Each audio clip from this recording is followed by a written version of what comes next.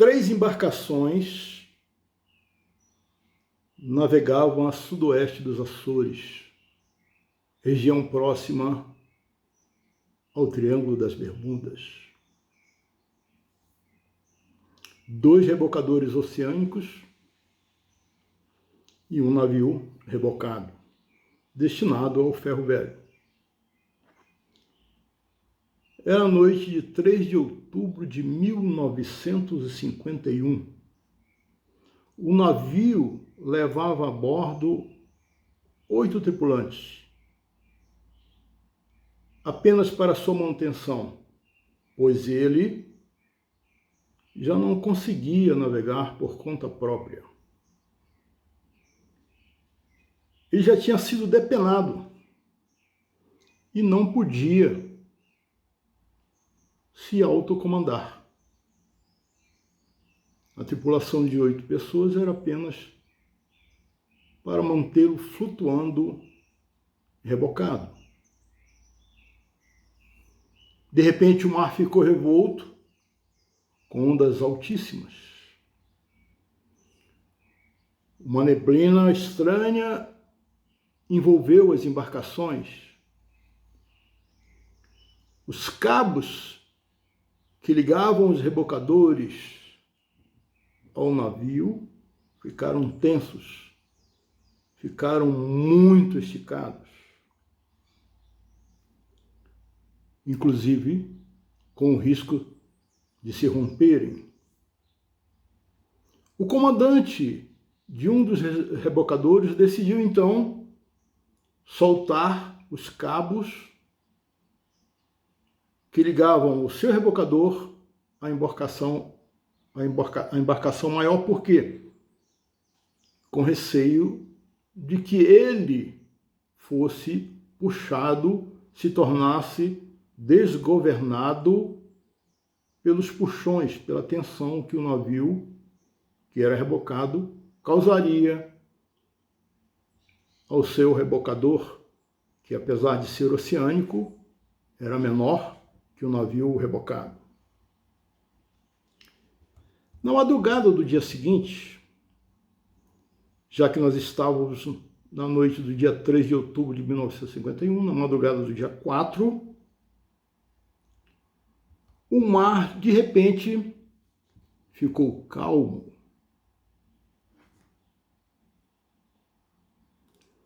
A neblina começou a dissipar. O comandante do segundo rebocador percebeu que o que restava dos cabos, dos seus cabos que ligavam ao navio rebocado, estavam frouxos, estavam soltos. Ou seja, eles teriam sido soltos ou teriam arrebentado.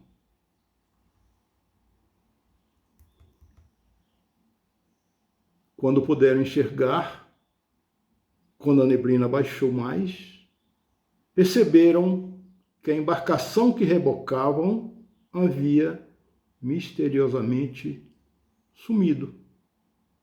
E com ela, os seus 8 tripulantes desafortunados.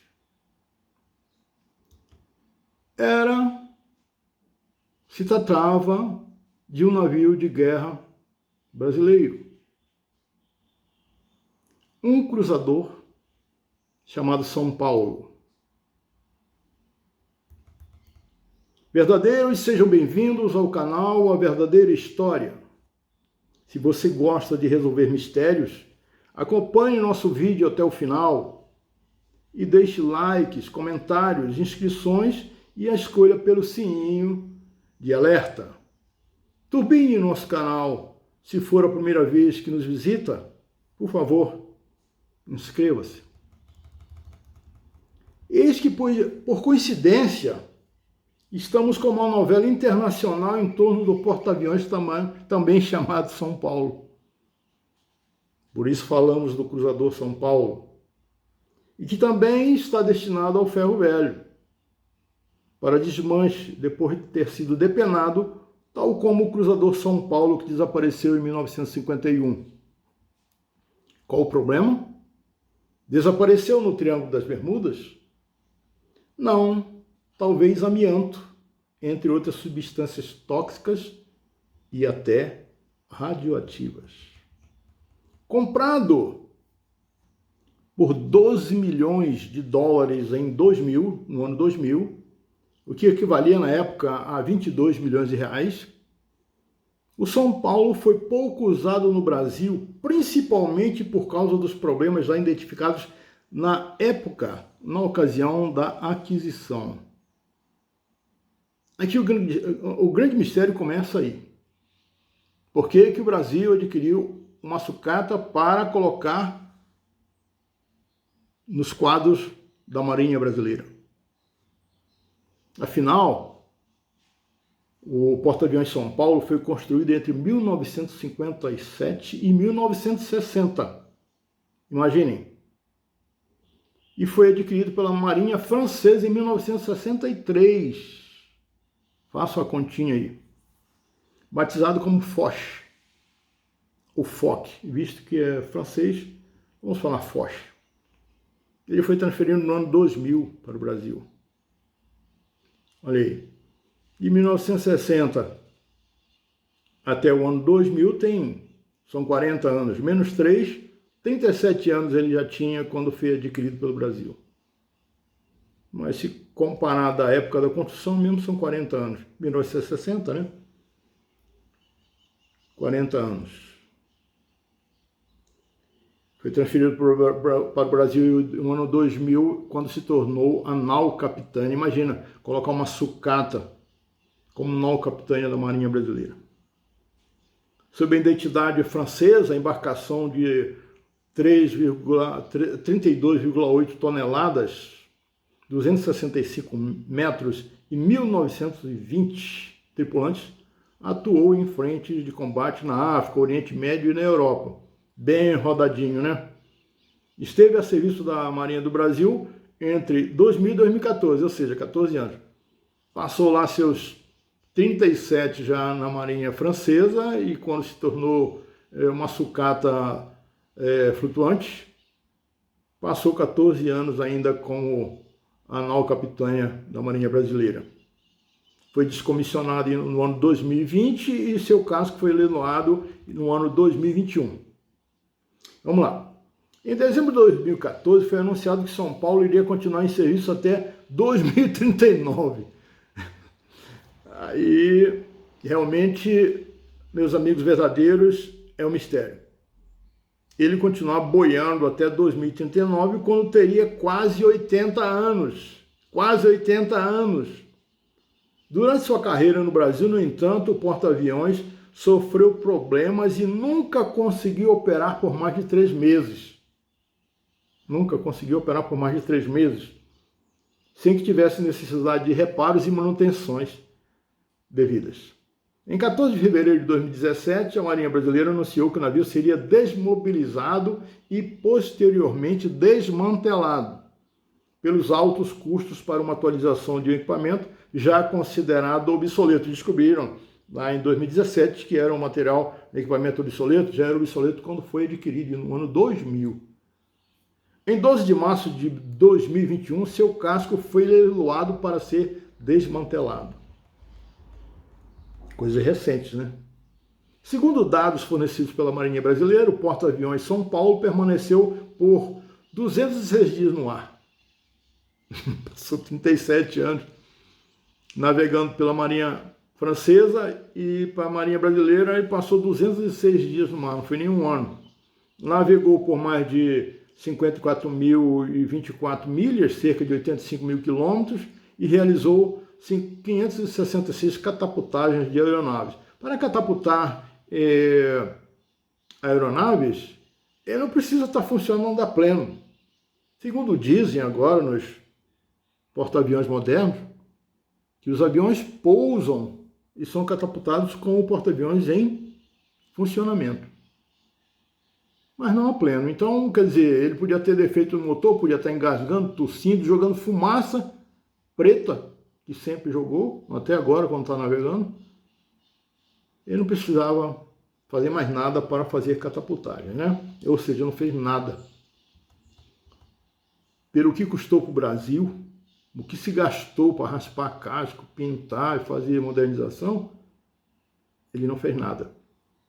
Em 4 de agosto de 2022, o São Paulo deixou o Rio de Janeiro em direção à Turquia. Nós não estamos falando do navio que desapareceu no Triângulo das Bermudas. Nós estamos falando agora de uma embarcação que até há pouco tempo era da Marinha Brasileira, o Porta-Aviões São Paulo, certo? Deixou o Rio de Janeiro, então, em direção à Turquia para ser desmantelado, né? A embarcação foi levada pelo rebocador holandês Alpcentre. No final de agosto, o governo da Turquia, onde seria o destino da embarcação, vendida pela Marinha por 10,6 milhões de reais, cancelou a autorização. A Turquia cancelou a autorização para a importação dessa embarcação, por causa da preocupação com a quantidade de amianto, material tóxico e cancerígeno que existiria a bordo. Quantas caixas d'água, né, de amianto foram usadas pelo Brasil afora. E agora nós temos aí um problema internacional causado principalmente por amianto dentro de um porta-aviões, né, que o Brasil comprou. Uma carcaça que o Brasil comprou, que graças a Deus os franceses devem ter feito festas, tomado champanhe para comemorar a aquisição do porta-aviões São Paulo pelo Brasil. E veja só o enredo da novela. Dia 30 de maio deste ano, é concedida autorização para exportação com condições por parte do governo da Turquia. 30 de maio. 7 de junho, o IBAMA autoriza a exportação do porta-aviões. 4 de agosto, o porta-aviões inicia a viagem rumo à Turquia. No mesmo 4 de agosto, horas após o início da viagem, a Justiça Federal profere liminar para que o navio retorne. Segundo a Ocean Prime, o navio já estava em águas internacionais quando a decisão foi informada. 9 de agosto, autoridades turcas pedem informações sobre a decisão judicial que impedia a exportação e o novo inventário de materiais perigosos a bordo. Isso a Turquia pediu. Dia 18 de agosto, a Justiça Federal, após recurso da União e da Marinha, revogou a decisão liminar que pediu o retorno do navio. É uma novela. O IBAMA, então, responde à Turquia que não havia objeção judicial à exportação. Dia 26 de agosto, a Turquia decide cancelar a autorização para exportação. Em seguida, o IBAMA comunica a Ocean Prime sobre a decisão e suspende a autorização. Dia 30 de agosto, o IBAMA reafirma às autoridades turcas que não havia pendência judicial contra a exportação, mas diz que acata a decisão do cancelamento da exportação. Não tem nada contra, mas aceita o cancelamento. O Instituto ainda pede para que o governo turco compartilhe se a Convenção da Basileia, que é a organização internacional que trata de exportação de amianto, tomou alguma medida legal sobre o assunto. Dia 7 de setembro, o rebocador holandês mudou o itinerário da viagem e iniciou o retorno ao Rio de Janeiro, previsto para 2 de outubro. Após um mês de reviravoltas judiciais, protestos e proibições internacionais, o porta-aviões São Paulo está, enfim, a caminho de volta ao Rio de Janeiro. Como eu disse, talvez chegue aqui dia 2 de outubro. Que data, hein?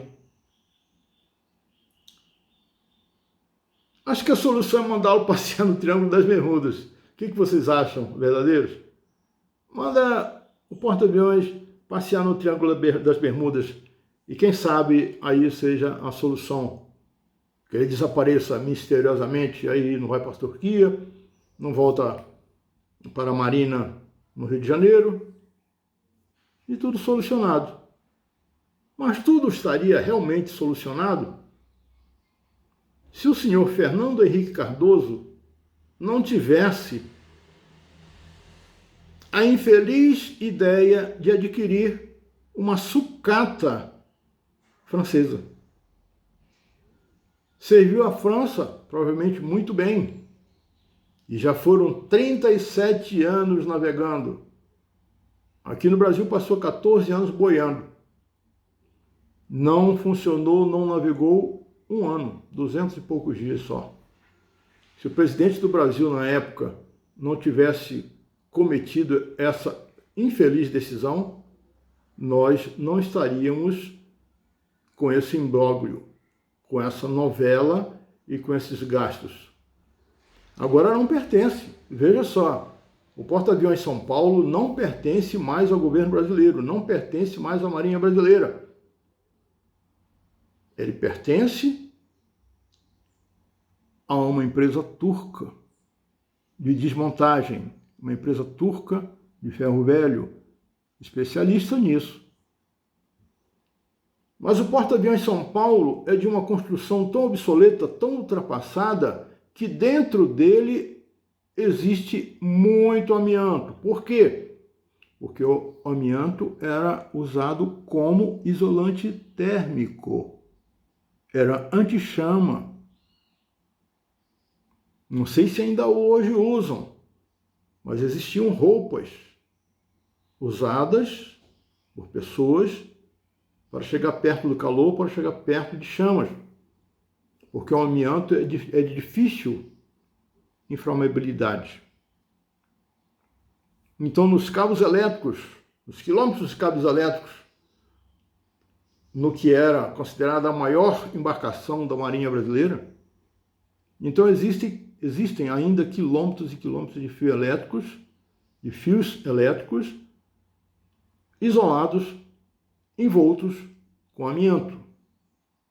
Para o fogo, é o inimigo ou um adversário. Para a tripulação, desde que não chegue perto, uma proteção, porque não espalha fogo, não multiplica o fogo no ato, claro, de um incêndio, não é? Só que isso aí era tecnologia antiga. Lá na segunda metade da década de 1950, era fabricado navio, embarcação, porta-avião cheio de amianto para prevenir a propagação de incêndios. E nós compramos esse problema e agora não se sabe como resolver. Porque a empresa que é expert em desmanche, ela é da Turquia. As suas instalações estão lá na Turquia, apesar de ter representatividade aqui no Brasil, lógico. E aqui no Brasil não tem uma empresa especialista nisso, e mesmo que tivesse, qual o destino desse amianto? Onde seria colocado esse amianto? Como os trabalhadores, os operários que iriam trabalhar nesse desmanche, de tirar essas toneladas, quem sabe, de amianto e outros materiais tóxicos, como nós iríamos proteger essas pessoas? Como esses trabalhadores iriam ser protegidos na hora desse trabalho? Não se sabe também. Então está aí o mistério verdadeiro. Vamos acompanhar. Vamos ver a solução desse mistério. Agora, o principal mistério foi a compra. Por que se comprou?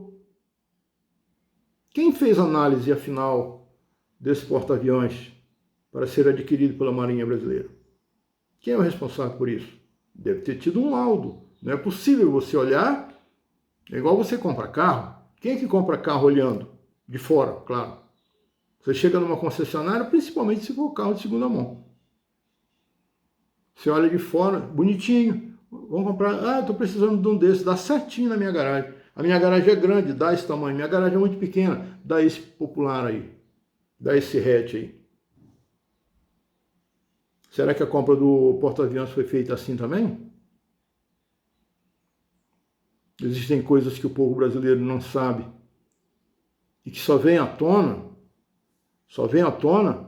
quando acontece uma novela desse tipo, que aí, nem que seja a imprensa virtual, Conta para nós. Não é? E aí, quem tem curiosidade vai atrás. Mas por quê? O que está acontecendo?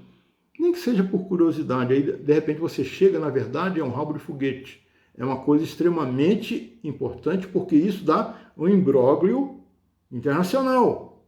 Aliás, é uma empresa turca e nós estávamos mandando o porta-aviões para a Turquia cheio de amianto e outros materiais, não é só amianto. Materiais tóxicos, quem sabe chumbo, né? Cádmio. E a solução não está à vista. E esse navio enorme, esse porta-aviões, vai ficar flutuando em alguma marina no Rio de Janeiro. E depois, todo mundo esquece, ele apodrece, e o amianto se solta na água, se solta no ar. Vamos acompanhar? Verdadeiros? Vocês são também responsáveis por isso. Ajudem a resolver esse mistério. Quando chegar no final, a gente conversa outra vez. Certo? Sejam bem-vindos sempre aqui no canal Verdadeira História. É um prazer recebê-los. Obrigado pela visita e eu aguardo vocês na próxima quarta-feira. Até lá, serão bem-vindos.